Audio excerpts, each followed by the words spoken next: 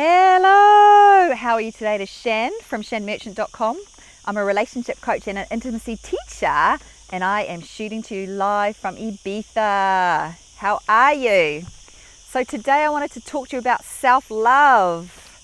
Self-love is such a great topic, and the reason I wanted to talk about it is because it can be one of those elusive concepts actually, in terms of that to come into a deeper and more profound and more intimate relationship with yourself, that you need to have some type of self-love practice, and that you need to learn to love yourself. But then for many women actually, it can be quite a jump actually to come from a place of judgment and feeling wounded and really suffering, knowing that they've still recovering from events and traumas from the past, from significant relationships and from your childhood, to actually coming to a place of really feeling safe in yourself and loving who you are. So today I want to give you some tips on this. If you like my content, please help me out by subscribing to my YouTube channel, because I've actually just started. I've just entered the world of YouTube, and I'm going to have new videos on every Tuesday and Thursday. And also I'm on Facebook, so if you want to find me on Facebook, I also shoot videos there under Shan Merchant. So anyways, the first thing, so going into how to develop your own self-love, your love for yourself. I've been working on this for years. When I started in my 20s, I definitely didn't understand it, and I actually remember sitting in sessions with different therapists and them saying, Shannon, you need to learn to love who you are. And I was just like, what is she talking about? Like, I really didn't understand. I was quite unconscious at the time. I was really on my beginning of my healing journey, and now that I've been on this amazing, beautiful, rich, challenging journey of self-discovery and self-healing for 20 years actually, I can tell you more about it because I understand it well, and I have a great practice myself. So the first thing actually is that you need to, if you're going to have a loving relationship with yourself, that's what basically self-love is. I love myself. You need to actually take responsibility for yourself, and you need to stop these abusive practices. So it really is about starting to become more conscious of your mind, particularly the inner judge or the inner bully. And you've got to really make a contract with yourself and decide that I'm going to change. I'm not going to continue to do this to myself. And the amount of women that I talk to every week, because I'm quite active on social media, particularly on Facebook, I'm always talking to women. I give out a lot of free advice actually, and then obviously I have clients as well who are really in destructive relationships with themselves, doing terrible things for themselves, allowing them to be in relationships and dating guys that treat them really badly, and continuing to take breadcrumbs of relationships, and yet they don't take responsibility. There's no I'm not going to do this anymore. So it really is about, and for many women actually, it's about sinking right to the bottom, hitting rock bottom. Like, how much pain can you take before you finally realize that you have to do something different? And so it's about, for many women, it's about reaching that point of complete agony, just going, I just cannot do this anymore. I cannot face this anymore. I cannot face these relationships that don't work out. It's just I want a better life for myself. I want a loving relationship, and this has got to stop. So you have to sort of reach that point of going, I'm just going to really take responsibility, and so it is about having that contract with yourself where you're no more, and then actually you take action, and you do that. And so that leads on to my second point actually, is that if you are learning to develop self-love for yourself, then you have to actually do the work, in terms of you have to get to know yourself on a really intimate basis. And once you've started this self-work, this self-discovery, this deep inner work on yourself, learning to know all your different parts, then you start to get to know the feelings of these different parts of yourself, and what they need and what they want and what you really want for yourself in life. And so you actually get a lot clearer on what is important to me, what do I want for myself, and really starting to be more sensitive to these different parts of yourself.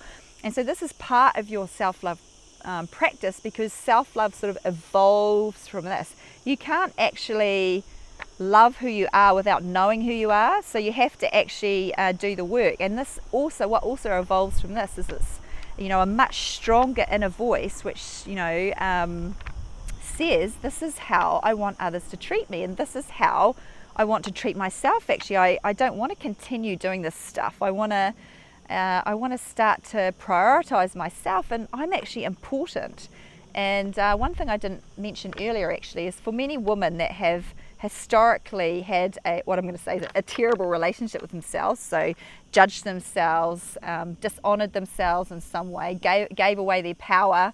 And we're not judging here actually. Like, it might sound like I'm judging because I can see I'm screwing up my face, but it's more because of the light actually. So it's quite a bright white light here today.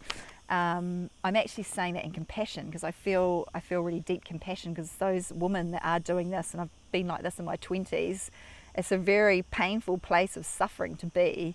And actually to move from that place of a lot of judgment and actually for some hating, I hate who I am. No one will ever love me. Look at my body, look at the type of person I am. I don't belong here.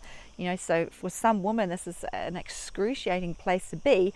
And to think about actually loving those parts that I hate so much and am so shamed of and criticized so much. I've been criticizing this myself for 30 years, for 40 years. It's a huge jump, and it's like jumping onto a skyscraper to actually to have a self-love practice. And so actually it's a journey to, you don't just all of a sudden go, oh, I love myself, I love all of my parts. It's more a start of self-knowledge. And so it goes through a process of actually, okay, self-acknowledgement first. I have all of these parts, and some of my parts I don't like. Some of my parts I can't bear to be with. Some of my parts are so painful and so overwhelming. Some of my parts are so frightened and don't have a voice and are too scared to speak. And so it's like, you have all of these different parts that make up who you are that we need to come into relationship with.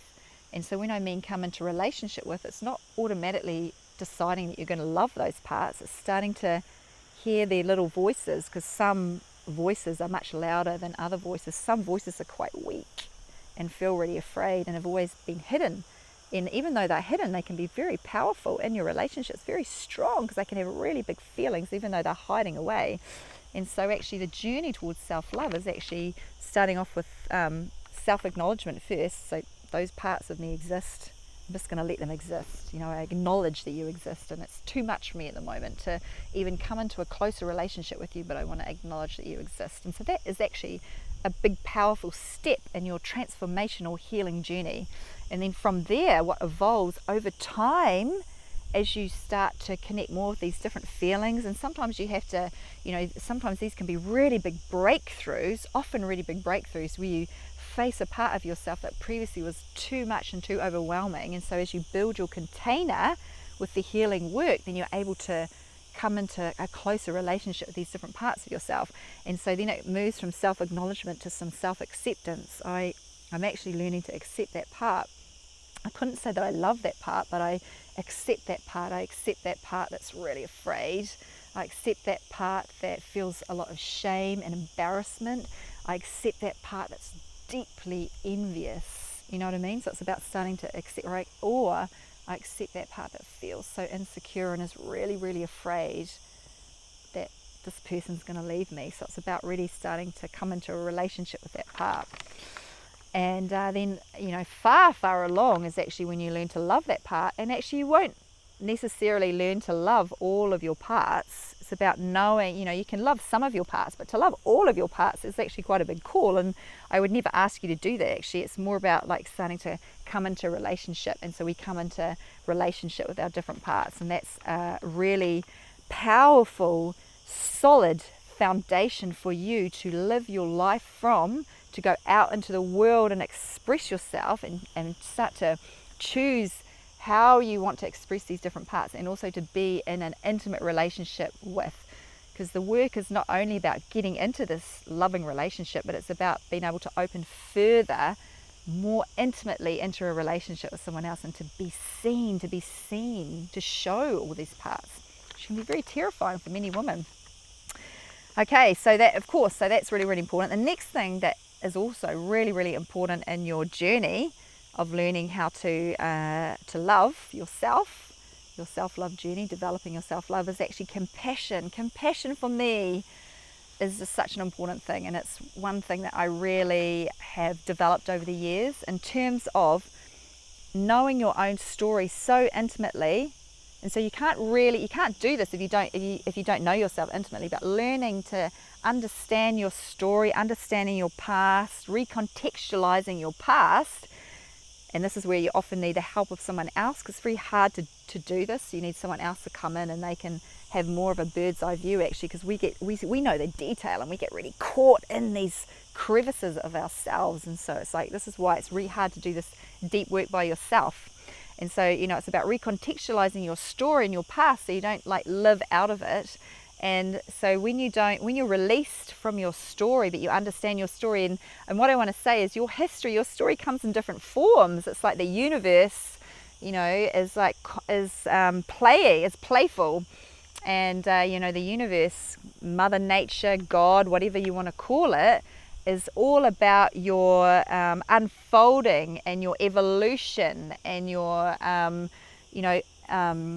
opening into deeper, richer parts of yourself. But she's also playful, because what she does is you have these themes in your life, whatever it is that you've experienced. We have this edge. It might be, abandonment, rejection, shame. Might be something to do with the relationship with your body. Whatever it is, and it comes in these different forms. So we have to recognize our story in different places in our life. So it can be in friends, it can be in colleagues that we work with, it can be with our lovers, it can be with our family, it can be with our children, and all our relationships. They're like these mirrors, these universal grand mirrors that reflect back to us constantly our issues, actually, what's going on in our inner world, and they're constantly giving us an opportunity to do something different. But if we don't see it, then we get caught in it. And it's hard to see, actually, because they have different form in each of these. And so it's about really starting to understand yourself on such a deep level that you can start to understand your story. And then getting to my main point, because that was a lot of information, it's about having compassion, really fostering compassion, like seeing yourself in the present moment as an adult woman, feeling a particular way, reacting a particular way to something that's related to your past, and being able to have compassion for yourself, being able to almost put your hand on your heart and go, oh, I know what is happening there. That is really painful. That is related to my childhood, my history, my first marriage, whatever it is, whatever got reenacted. It's just like being able to recognize that in yourself, and to take a moment and feel compassionate for yourself rather than coming in with a judgment. So it's like compassion, powerful. And compassion is a process that evolves over time, and you deepen into it. Number 4, the other thing that I want to say in terms of developing your self-love practice is learning to mother and father yourself. And so, we all have, or many of us have, an external mother and an external father. Well, you would have at some stage to come into the world, but you might not have had a relationship with them. And so we all have an external mother and father, but I'm not talking about this. I'm talking about your inner mother and your inner father. So that's about coming into a deeper relationship with your inner masculine and your inner feminine, realizing that you need both, and learning to mother and father yourself. This is very, very profound work, and this is, again, part of your self-love practice. And then the other thing, my final point, actually, that I wanted to come on to for this self-love practice is about having practices that nurture yourself, that individually work for you, and using these in a way to be loving to yourself, to make yourself feel good, to make yourself feel connected to this life force that's existing around us, whatever you call it, whatever name you have for it, but like to feel connected, to feel in flow, to feel alive, to feel joy. Like what's the practice? What are the practices that get you into this? So it's really, really important to experiment and to know what this is for you. And I'm going to tell you about mine.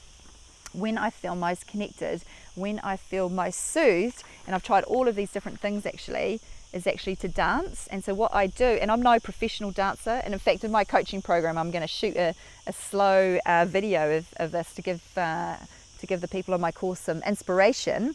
But I love to dance to my favorite music, and this just makes me feel so soothed because I dance really slowly. I use really big elaborate, I love using my arms, and so I use really big elaborate movements. And actually I started off thinking that meditation was my primary practice, but I've actually realized I need to move, and so it's almost for me like a moving meditation. And so I listen to my favorite music. It's normally a slow music that I like to listen to, and so I just dance, and it's like my own moving meditation. It makes me feel so connected, and it makes me feel so soothed. And so this is my primary practice that I go to when I want to be really loving with myself, and it really brings me deeply into my physical body. So what I want to do is I want to ask you today what that might be for you. And one thing I want to point out, that I'm not talking about sleeping. So some of you may go, well, when I don't feel good, I go to sleep. This is my self-love practice. That is not a loving practice. That is more an avoidance. So I'm going to go and I'm going to hide within myself, and I'm going to go to sleep. So I want you to have some type of practice where you're engaging with your body, where you're engaging in your environment, not with someone else, but where you're actually a more dynamic practice. So that is my question for you today. So I would love to know. So anyway, I hope you found this helpful, and I am wishing you a beautiful day. I'm sending you love and inspiration and lots of beauty actually from the pine forest of Ibiza. I'll see you all soon.